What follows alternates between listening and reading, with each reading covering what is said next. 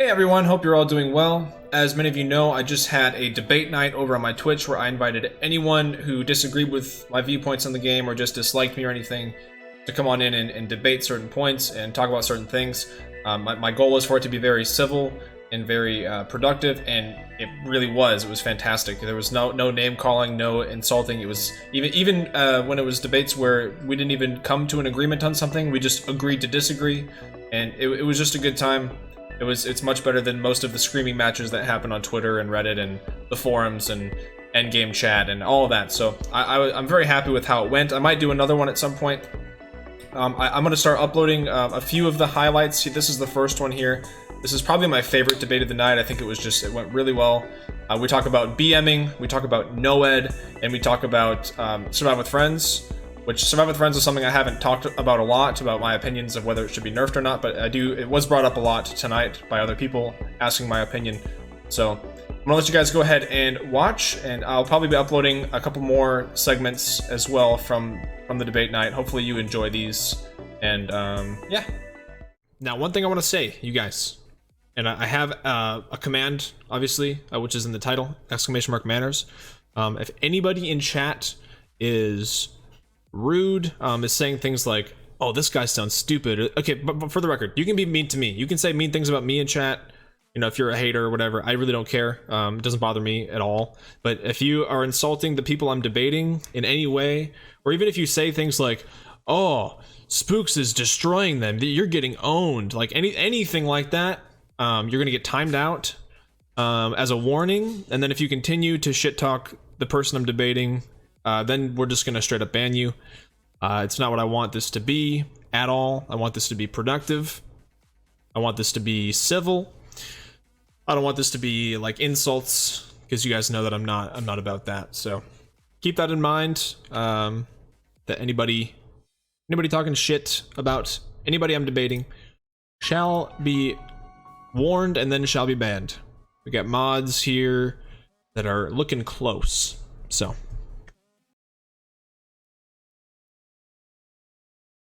Greetings. Greetings. Sorry, quickly, I was watching the stream, so I had to mute that first. That is no problem. Welcome in. Great to have you. Feel free to introduce yourself if you'd like to. Hello, fellow gamers. I am Renquazzle. It's a bit of an odd name, I know. It's my two pets' names mashed together. I've got a cat and a rabbit. Oh, nice. I do try and create content for things like Twitch, but I had a bit of a meltdown recently, got rid of all my Twitch stuff because I am transgender. So when I was listening back to all of my stuff, you know, hearing myself as I am now, it was like, oh god, I can't deal with it. But I'm hoping to get back on the horse, as it were, and try and you should. Yeah, no, DBD especially has for the most part a really pride-filled community, and you know, a lot of us content creators support that, and we would love. It does, right? I actually feel quite happy with the like if you ever follow Dead by Daylight on Twitter or things like that. Oh, the amount they do to try and like even Pride Month and things like that. The amount they do to promote it is really appreciated. No, I love the Pride charm too. It's very cool. Yes, but so what we were going to talk about of people who didn't seem to disagree with you too much thus far. I made some quick notes, and just tell me if any of these are wrong. So BM, NOED, and Survive with Friends needing changes. Is that fair to say those are three things we can talk on? 100%. I'm not sure if you know my stance on Survive with Friends needing changes or not. As far as I'm fairly new to the channel. I'm not gonna lie. I discovered, like I talked to you briefly on Twitter. I discovered you through all this stupid drama that was happening, and your video on that, and I thought that was hilarious, and I've been watching you since that. Cool, thank you. And as far as I'm aware, you don't think Survivor or Survivor Friends need a debuff or anything like that. Correct. That's do you think it needs any changes at all? Just not my first point, but just to clarify, if we are going to talk about that. Do you think it needs any? I think Survive with Friends is fine. I'm open to if they can think of something creative to put in, but in terms of just generally, no. I think Survive with Friends is fine. Right. Okay. Fair. I was going to leave that one till last, but yeah.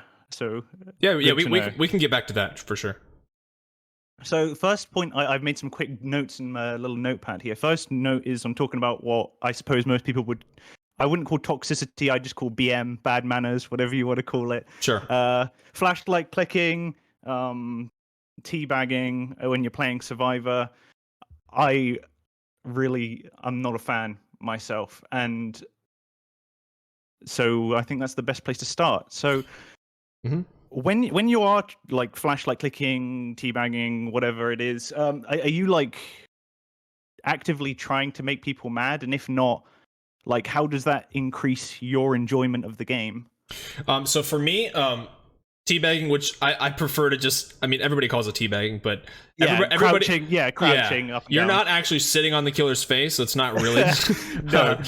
But yeah, when I'm clicking and teabagging, my only intention is to get in the killer's head, because I know how much it tilts people in the game. Yes. And Okay. if you're able to get in the killer's head, which is what I think a lot of survivors, the reason they do it, it causes them to basically throw the entire game to just chase you. And I find myself to be a fairly decent looper. I know most tiles pretty well. I can mind game pretty well. So if I can get a survivor to commit to, or not a survivor, if I can get a killer to commit to me for the majority of the game while my teammates are doing gens, even if I die on hook, like the chase is the best part for me. That's why, like, as far as tunneling, I don't care at all. I prefer to get tunneled off of every hook because getting chased is 100% my favorite part of playing Survivor. I think everything else is boring as shit. I hate doing gens. I hate cleansing totems. Like, going for saves is whatever. It's still like not super interactive and fun. I'm all about the chase. So if I know that clicking a flashlight and crouching up and down is going to make my chase time incredibly or significantly longer, and it could cause the killer to throw the game and make my team escape, then I'm for sure gonna do that. Yeah, that's the way I look at it. And just for the record, I used to be somebody who got enraged as shit by that. When I first started playing killer, I was on that bandwagon. I hated flashlight clicking, body blocking, teabagging, all of it, dude. I'd get so mad and call it toxic, but I've shifted my mindset, and I think it's actually a viable mind game to do. Right. And I forgot to say this at the start, but I have been playing Dead by Daylight since it was released. Wow, nice. So I have been playing for quite some time. I didn't play a lot when it was released because when it was, Dead by Daylight, initial Dead by Daylight was like, I played it with my friends in customs for a little while and then didn't play for years, but sure. For now, I've been on it for like thousands of hours now. But yeah, so I guess that kind of answers the next part I was going to say is that do you recognize you're actively probably making the other person angry? And yeah, you do recognize that as kind of the goal to throw them off. Right. And the thing is when you're making somebody tilted in a video game, that's not that big of a deal. Like, people act like you're like throwing their mother down a flight of stairs or something. Like, they literally act like it's the most personal attack it could like possibly be, and it's just not the case. Like, you're just tilted in a video game and it's whatever. You're gonna shake it off. You're not even gonna remember it the next day. Who gives a shit? So yeah, I do recognize that I'm tilting the other side, but it's for the sake of like winning the game and getting more chase time. So I don't think it's that big of a deal.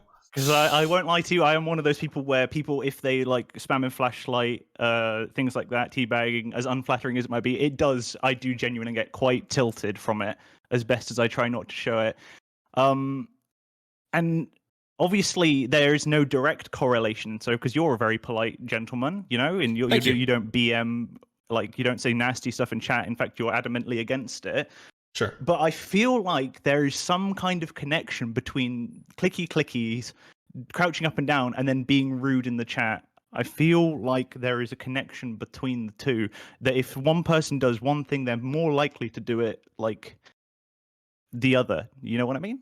To some extent, I would agree with you. I would say that like cocky survivors like that are for some reason more the ones to talk shit after the game, and I almost feel like that's because they're like, they have that mentality where they want to get in your head, but they also can't handle losing. And I feel like the majority of this community cannot handle losing. And I'm not even just talking about survivors. I'm talking about killers and survivors cannot handle losing. It's just And so if somebody's clicking a flashlight, they get in your head, you know, they're thinking they're hot shit. And if the killer just doesn't give a shit and continues to play normally and still wins the game, or even BM's back, whether it's smacking you on hook or, you know, whatever, they're gonna talk shit after the game, which is like, it doesn't make any sense to me. It's like it should go both ways. That's what I feel like is a problem as well. Is that like the teabagging and nodding and things? You know, it's like so. The only reason if you teabag and flashlight spam a killer, you know, he's more likely to do that, right? Just he's gonna put you on the hook, face camp you, sit there hitting you on the hook, you know. And I feel like it's like a self-perpetuating cycle. If one does one to another, and then it just carries on, and everyone starts doing it one to the other, you know. Yeah, I feel that, and I feel that it's just a vast bad mentality. Because literally, and this is speaking as somebody who, like I said, and I have old videos of like, there's one of me playing Ghostface, and people were just body blocking me when I was trying to bring Survivor to the hook, and they got off my shoulder, and I was like, God, that's so fucking toxic. I was like, I like swore and I was yelling. Yeah. And I left that video up. I always leave that shit up because I want people to go back and look at how I was versus how I am.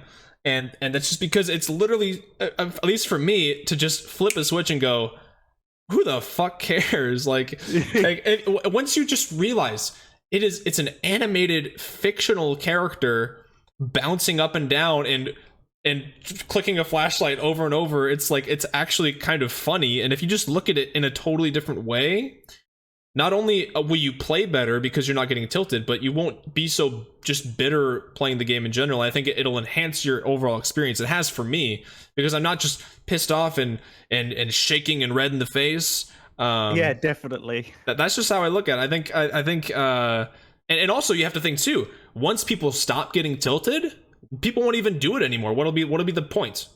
Sure. So exactly. if people, as long as people get pissed about it, as long as people rage about it and face camp because of it and throw games for it, as long as that goes on, people are going to keep doing it. So if people want teabagging and clicking and smacking on hook and nodding head, if they want all that to go away, they just literally need to just not say a word, to just play the game, move on to the next one.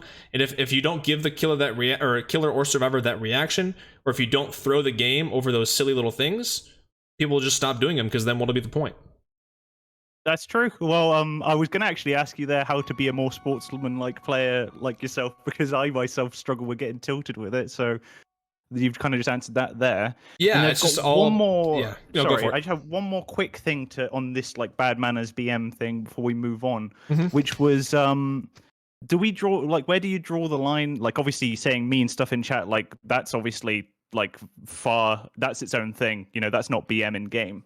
But like, what about people that jump through like fast vault windows over and over and over again, and the killer gets that fucking thing going in their ear over and over again, you know? I absolutely love that. And do you want to know why? Yes, please. I absolutely love that, because I constantly am aware that there is one survivor doing fuck all, absolutely nothing, doing absolutely nothing. I don't care if that shit's blowing up the entire game. I know that it's a 1v3 at that point, and that dude can vault through that window all day long, and I'll just ignore him because he's doing nothing. Like, that's how I look at it. I don't, it's whatever. Yeah. Definitely. It's just me when I'm sitting there, I'm like, have you got nothing better to do? Can you stop, please? I just want to play the game without having to listen to that over and over. But yeah, and I think that's another thing where people do that, and a lot of people who do that will be the strong loopers, because you do it so much that you're like, then the killer's like, fuck, I gotta go over there, and then the killer feels obligated to chase them, and then, oh shit, it's the strong link in the team, and then you've just fucked yourself as the killer for chasing them. Yeah.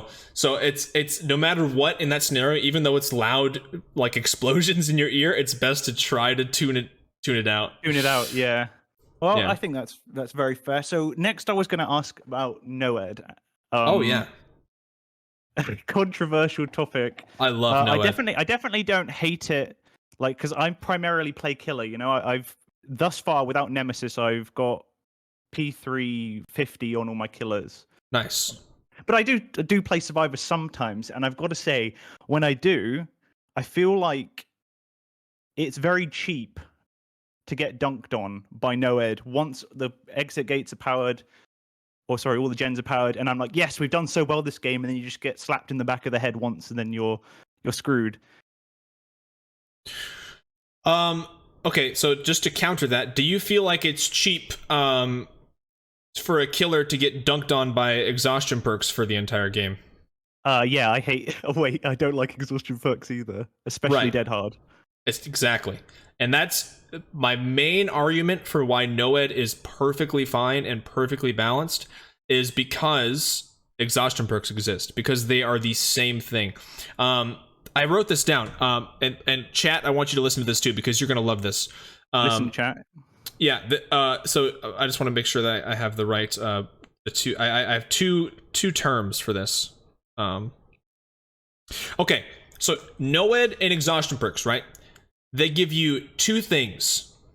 They give you confidence and they give you redemption. Because with an exhaustion perk, you feel way more confident being out in the open. You feel way more confident taking extra loops. You feel way more confident in general because you know you have that second chance. And you also have, like I said, redemption, because even if you fuck up, run into a wall, it doesn't matter. You can still dead hard make the window.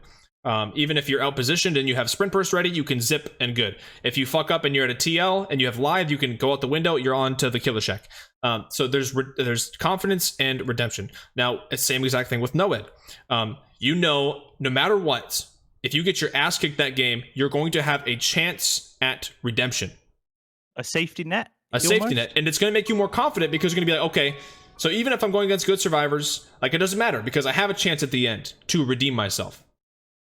So to me, exhaustion perks and NOED have the same element of both confidence and redemption. They give you confidence and they give you a bit of redemption to bring the game back or to correct a mistake that you've made. Because exhaustion perks, all they do essentially is reward you for being outpositioned and correct your mistakes, and they let you play way more unsafe than you normally would if you didn't have them. Imagine if you were playing without Dead Hard or any exhaustion perk, you'd be tossing pallets left and right. But when you play with exhaustion perks, you're way more confident, you're way more greedy, and it's the same thing I think with NOED. NOED's the same way because it gives you a second chance. The only difference is NOED is only at the very end. The survivors, they've got that the entire game. So basically, you make mistakes throughout the game, and then you can fix them at the very end. Exhaustion perks, you're fixing your mistakes as you make them, right? So you make a mistake, and then you have exhaustion perks to help you. As a killer, you don't have anything to fix your mistakes in the moment. You don't have shit. Unless it's a certain ability or certain whatever, depending on the killer, obviously. But so you don't have anything that helps correct your mistakes in the moment, but then you have NOED that's going to help at the very end. And when you think about NOED, you generally, against good survivors, you don't really get more than one kill from NOED. Unless the survivors really want to spend the whole time trying to cleanse it or trying to come in for the save anyway, which is just plain stupid. Right. But that would be my stance on NOED. I think here's my thing. If you take out exhaustion perks from the game, take out NOED. I'm perfectly fine with that. And if you take out NOED, you sure as well better fucking take out Dead Hard.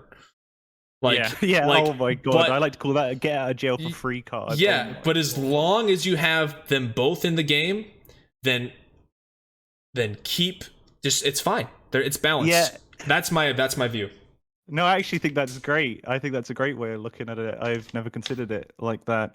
On the topic of NOED, actually, can we just say that it's so funny when you don't actually even get the chance to proc NOED during the match and you win. Yes. And then the survivors go, oh, fucking NOED, you suck so bad. It's like, I didn't even get the chance to use NOED. I killed you all before it even activated. They'll say it with Moris too. You brought an Ebony Mori and you didn't even Mori a single person the whole game. Because I do that. I'll bring Moris and then I'll pick a survivor up and hook them, and then chat's like, you didn't Mori them, and you're like, oh shit, yeah, I didn't even use the Mori. And then people get salty after the game. That's like, you had to bring a Mori to win, and I'm like, dude, I didn't even use the fucking Mori. Anyone, yeah.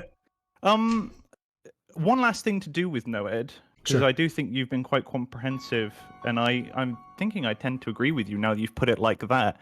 But do you still think it needs the speed boost for killers? With everything that killers have to potentially boost their speed and things, and with speed being such an integral factor for chasing in the game, do you think that something as powerful as NOED needs the ability to move faster just by it existing?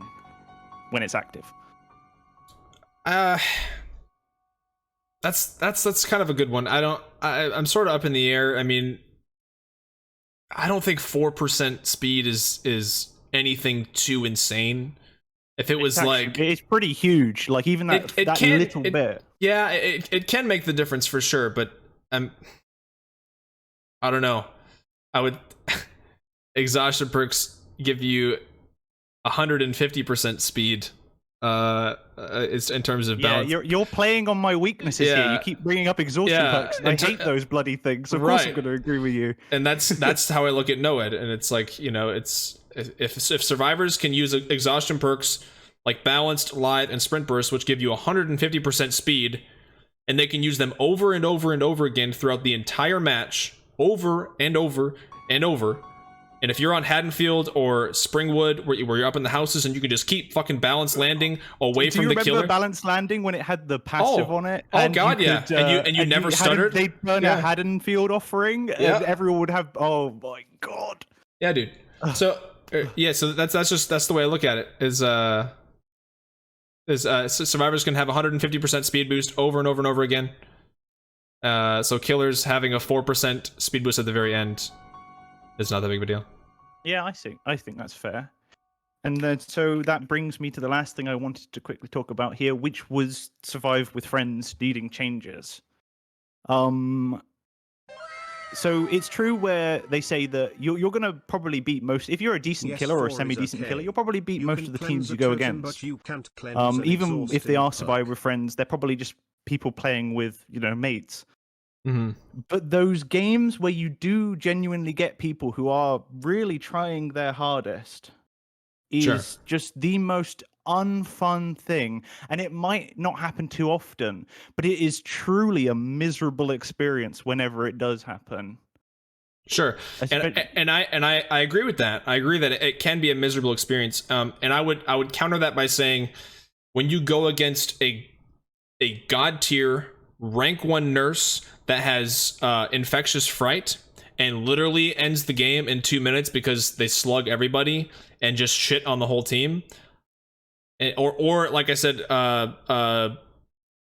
Spirit with Strider and Sloppy Butcher or something, like, and their god tier skill.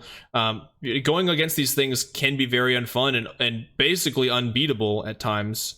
But the rarity that you really go against something that sweaty, to me, and the fact that you have something incredibly sweaty on the killer side, like a rank 1 nurse, with 5,000 plus hours on just nurse, like, you're not gonna really beat that. Yeah, and same thing with a god tier survive with friends that's like a tournament survive with friends that's been also has like 5,000 hours each in the game. As an average killer like me, I will not stand a chance, and that's fine. I'll just get shit on, I'll say GG, and I'll go to the next one, and the next game will be much easier.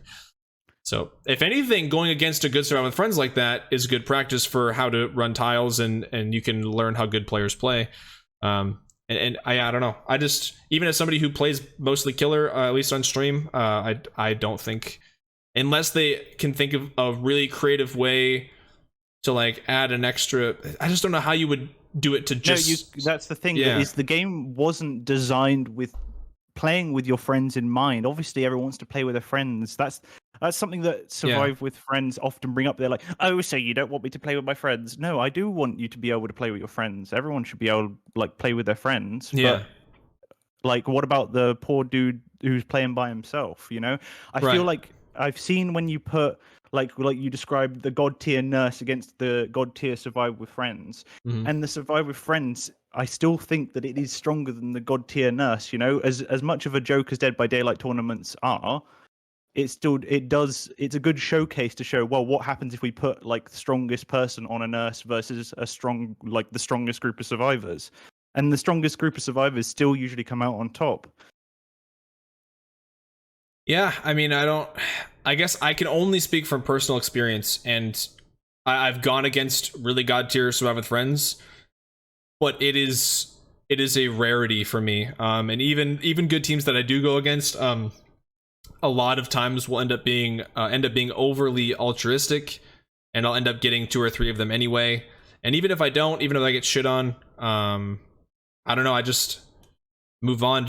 And the only reason I think that I'm okay with it is because I can't personally think of a good way to debuff them or to make it more fair.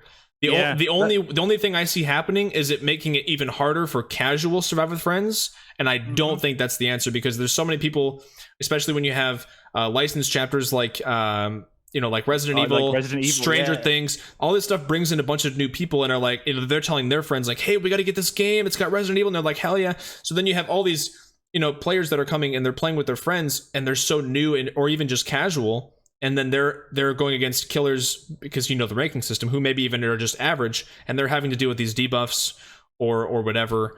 And I don't see a good way of doing it. If they can think of a good way to do it that makes it balanced, I don't.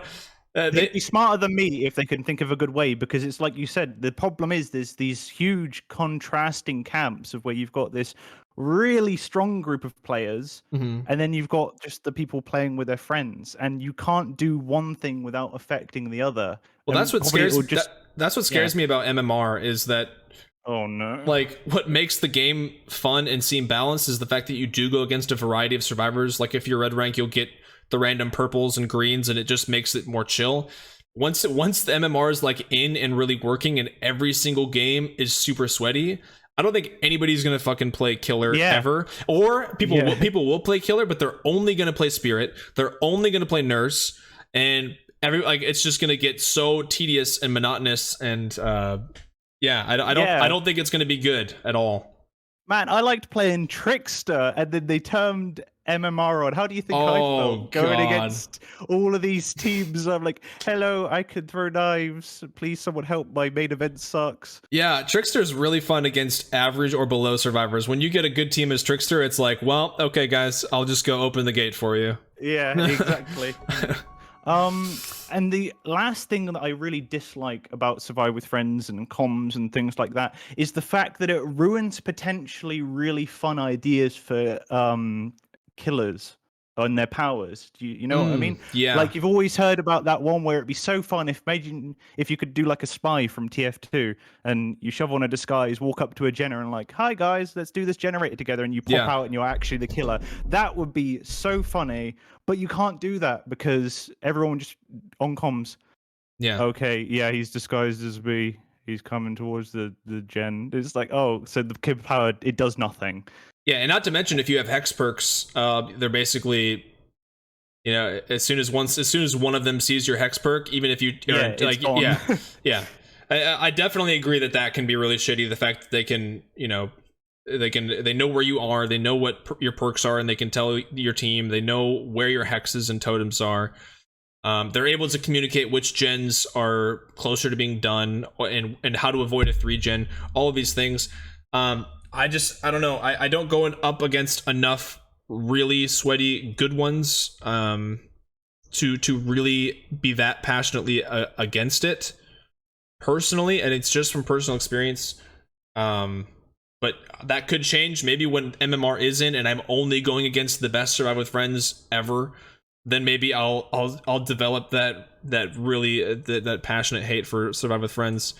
But I don't see a productive way to do it without hurting casual players. That's the only thing. Yeah. If you could do it and not hurt casual Survive with Friends, I would say go for it. But that's my only worry, is that it's going to affect the casual players who just want to play for fun with their friends, and then they're never going to escape because of the debuffs. Yeah. And even trickling down from that further, anything like if it affects if they do some kind of changes to Survivor, and then you think it negatively affects like even casual Survivor friends. Imagine the poor people that play randoms with random survivors. Oh yeah.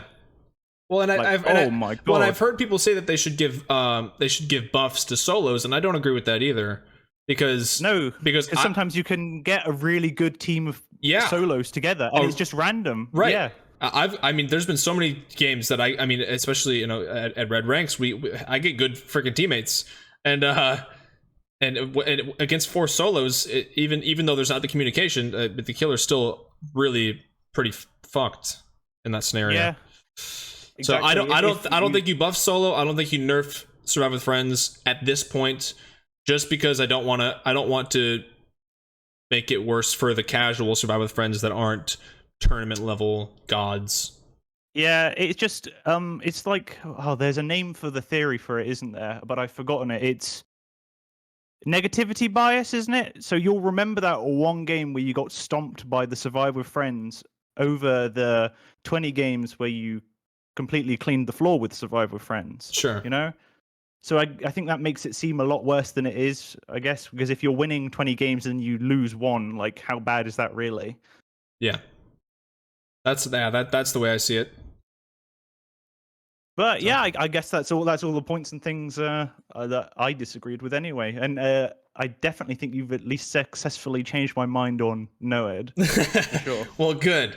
I'm glad that and even the things that we don't necessarily agree on, I'm just glad that we've been able to discuss it and debate it so civilly. And if more people could have conversations like this in the community, it would be and just less screaming, less insulting. There's just civil ways to go about these things, and you screaming, insulting, and then like throwing shade and pretending it's constructive criticism. Yeah, and I think, I mean, and I'm sure everybody in chat would agree that you've been an absolute treat to have on. And I don't know. You're too sweet. I don't know if you have Twitch or YouTube. Oh, sorry, you said that you're going to come back to streaming potentially, right? I do have Twitch. I'll pop it in our chat here. Cool. Yeah, Pop it in the chat. There's nothing on it right now, or I popped it in the Discord chat we're in. If you want to post it in. There's nothing on it right now, but I'm going to get back on streaming it. Sure. It's just like I said, I kind of got rid of everything on there, and it's being remade. Did you put it in a Discord chat or the chat? Oh, okay, cool. I put it in our Discord chat that we were talking in. If you want to follow this lovely person, please give them a follow. Oh, you're too nice. Very fantastic. Please. Got your stuff in the chat there, so good. Hopefully when you come back to streaming, we can give you a warm welcome. I'm gonna follow you as well, because I would love to drop by and chat again. So, well, I'll definitely still be in your community here, hanging around, and this, like, even talking to you and you saying these nice things and giving me encouragement, it's really made me want to jump back on it, and I greatly appreciate that. Oh, well, I appreciate you. I'm just glad to have. I'm glad having people like you in the DVD community gives me hope for it. It makes me feel like it's not all shitheads. Exactly. So. Yeah, it's just because the people that aren't shitheads usually don't talk very much. Right. You know? It's the loud people that. Yeah. It's exactly. Yeah. Right. But yes, thank you very much for the opportunity. It has been a pleasure. Thank you. Absolutely. I hope to talk to you again. Exactly. Have a nice rest of the debate. I'll be sticking around watching. Thank you very much. All right. Have a great night. And wow, it was fantastic. That was truly fantastic. Loved that. Hey everyone, I just wanted to say this because I watched the stream back, obviously, before uploading this, and I realized that I did say dude a few times throughout this, because it's something that just is in my vocabulary, and I say it no matter what, who it is. I don't associate dude with a gender, but I did want to bring it up because this person is transgender, and I didn't know their pronouns or anything, but I did use dude, and just in case they were going to take it as me accidentally misgendering them or anything, I did reach out to them and send them a message letting them know that that was not my intention, and that I just say dude. I call my daughter dude, or my wife, or my female mods. I just say dude all the time. I think a lot of people do. Even girls call other girls dude. Anyway, I just wanted to clear that up, because just in case any of you were thinking that I was implying that they were a male by saying dude. That's not what I was doing. I was just saying it casually because it's just a habit in my vocabulary. But this person's very, very cool. They're fantastic, and you heard them plug their Twitch as well, so please go check that out.